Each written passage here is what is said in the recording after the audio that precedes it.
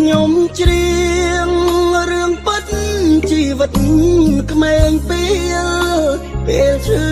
ទៅដឹងក្រំគ្រាកាជាធ្វើបាបគ្រួសារបំផ្លាញម៉ែឪបំផ្លាញមនុស្សក្បែរកាយាដល់ឈឺទៅទឹកមេត្រាចោទថាលោកាអបព្រៃមិត្តភក្តិគូកូនបំពន់ទុកសោកផ្លូវត្រូវមើលឃើញស្មោកគ្រោកដៃលូស្រវាផ្លូវខុងលុយឲ្យទៅរៀនខ្ញុំបែកកិច្ចសាលាសងឥឡូវភ្ញាក់ខ្លួនហួអងជាប់កងខ្នោះគ្នាទុកខាទឹកភ្នែ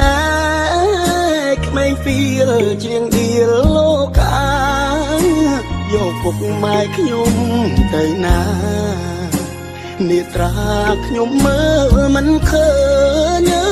អើយសល់ត្រឹមរូបថតប្រឡាក់រួមដោយផ្សែងភ្លើងហេតុអ្វីស្ងាត់ម្លេះផ្ទះយើងពេលឃើញកូនស្លុតចិនដាលាហើយ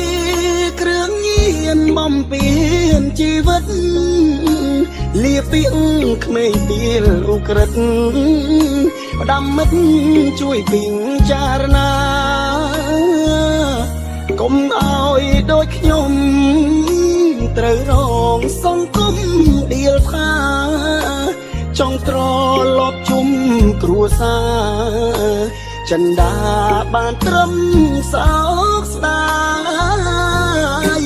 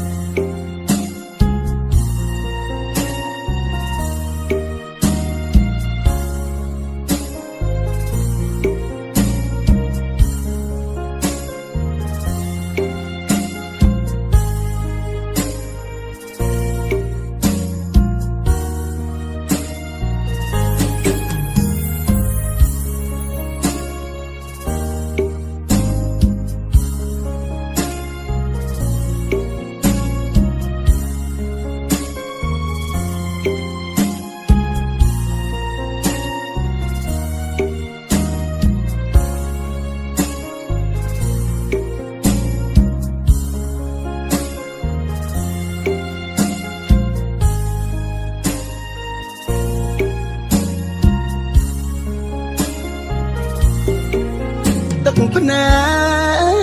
កក្មេងពីលជាងឌៀលលោកា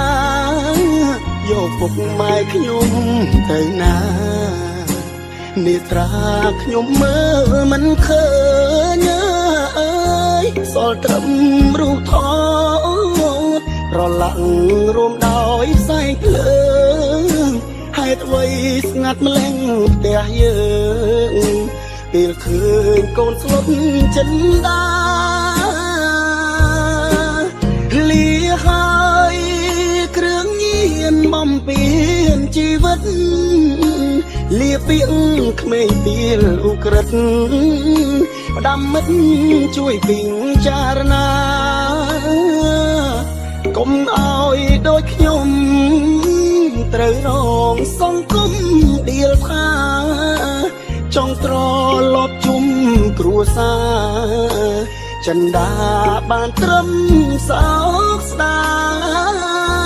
យ